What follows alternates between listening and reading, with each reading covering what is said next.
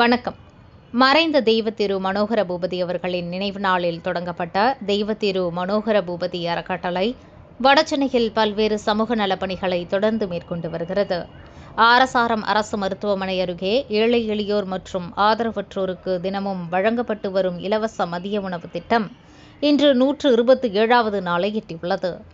இந்த ஆண்டில் மட்டும் ஜாதி மத பேதமின்றி ஏழை எளிய குடும்பங்களைச் சேர்ந்த மாணவர்கள், மாற்றுத்திறனாளிகளின் குழந்தைகள், தாய் அல்லது தந்தையை இழந்த குழந்தைகள் உள்ளிட்ட 100க்கும் மேற்பட்ட மாணவர்களுக்கு ஓராண்டிற்கான முழு பள்ளி கல்வி கட்டணத்தை அறக்கட்டளை ஏற்றுக்கொண்டு செலுத்தியுள்ளது.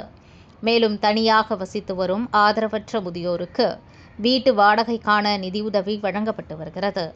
உடல்நலக் குறைவால் சிகிச்சை பெற்று வரும் ஏழை முதிய நோயாளிகளுக்கு மருத்துவர்கள் பரிந்துரைக்கும் மருந்துகள் மற்றும் மாத்திரைகளையும் அறக்கட்டளை வாங்கி வழங்கி வருகிறது.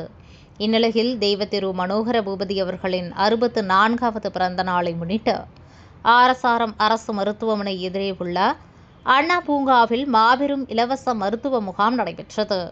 இதில் கண், பல், பெண்களுக்கான சிறப்பு மருத்துவம் மற்றும் பொது மருத்துவ சேவைகள் வழங்கப்பட்டன. இந்த முகாம் காவேரி ஹாஸ்பிட்டல் மற்றும் டாக்டர் அகர்வால்ஸ் ஐ ஹாஸ்பிட்டல் ஆகிய மருத்துவ நிறுவனங்களின் ஒத்துழைப்புடன் நடத்தப்பட்டது. கடந்த பல ஆண்டுகளாக உணவு, கல்வி, மருத்துவம், முதியோர் நலன் உள்ளிட்ட பல்வேறு சமூக சேவைகளை தொடர்ந்து மேற்கொண்டு வரும் இந்த அறக்கட்டளையின் அனைத்து நலத்திட்டங்களையும் அதன் நிறுவன தலைவர் ஹரிபிரபு மனோகர பூபதி எந்தவித நன்கொடையையும் பெறாமல் தனது சொந்த செலவில் செயல்படுத்தி வருவது குறிப்பிடத்தக்கது.